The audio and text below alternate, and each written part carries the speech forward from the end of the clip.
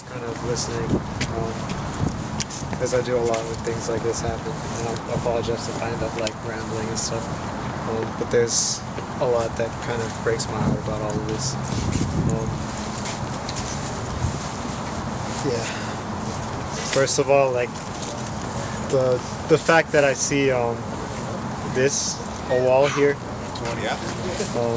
I have many family members who work in a building just like this one, and I have family members who would be here right now staring at that, and to see that divide, it hurts. And also to kind of, I'm kind of building off what a lot of people said, to kind of echo what our long-haired friend here said earlier, to the gentleman over here, that, I'm sorry, I don't speak publicly. You're doing great. Come on, man. Really, there's something, bottom line, it might take me a bit to get here, and I apologize, it's kind of cold, but what you're doing here, this has a profound impact on what the species, the world as a whole, what we're going to look like. How we, the fact is that, there was a, there are policemen who see African Americans as less than human. You don't shoot a human 12 times. Soldiers, I have a brother who served in Afghanistan. I don't think he didn't put 12 bullets into any Taliban soldier. 12 shots, no taser, things like that. But yeah. So when our friend here said that these men should be ashamed, these men and women of the law should be ashamed if they don't do anything, I think many of them squirmed. And that's good. Yes. If you squirm, if any of you up there squirm, hold on to that. That's something everyone here feels at the same time. When he says if you don't act, then you are this exact same as Officer Wilson is true, because if you don't act, then society will fall. The job that your purpose of protecting and serving a civilization that is intact, that falls apart when there's this divide. When people can't feel safe, when they can't trust an institution that's supposed to uphold the law. And something else that I think we often lose track of is that the law is not necessarily justice. That's right. An approximation. It's a consensus of what we think justice might be, but we never really know. And one thing we're certain of, though, is that actions have consequences. And the less compassion you have in your actions, the more violent the consequences. The more violent the consequences, the less likely, we can stay, as together. And no, yeah.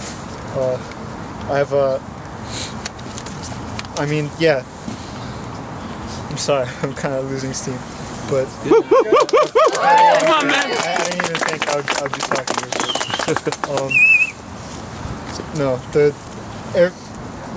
like someone said here before also, please don't ever stop questioning, don't ever stop talking about this, don't ever let anyone tell you you can't be doing this. And I really hope that all of you start thinking as well, outside of your routine for a minute, outside of the bureaucracy, a lot of the daily kind of stuff you go through, and take a step back and look at things like what happened in Mexico, what's happening right now.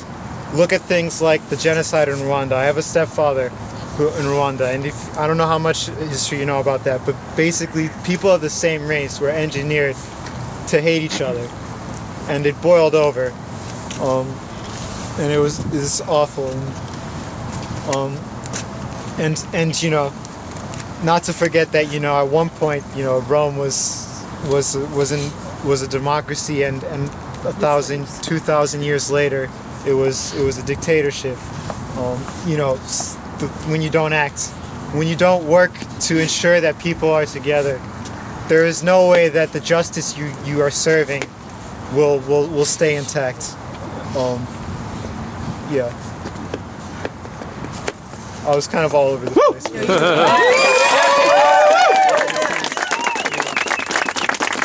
is something that needs to keep happening, and at the end of the day,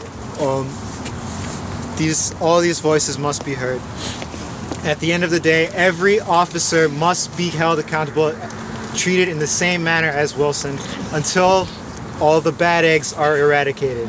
We like to think, someone said before, it's not a bipolar issue, a bipartisan issue, and you know, it's not. You can't polarize it, whatever. And it's true. People are complex. You know, there's no black and white in anyone. But you know, it'd be really nice if we could just see what everyone's thinking, right? If we could just automatically trust, because we know for sure that this person's not biased, but this cop is. You know, if we could see the gray areas. The reality is we can't. And because of that, it's not fair to expect people to you know, to not be suspicious of the forces ahead on top of them, you know? So if you really want to promote a safe community, if you really want to make sure that, you know, the law is protected, if you really want to make sure this nation stays the way, you know, it keeps growing in the way we hope it will become, then we need to look at this for what it is, as a travesty of human life, and as something which is an echo of what's been happening since, you know, beginning of time, you know.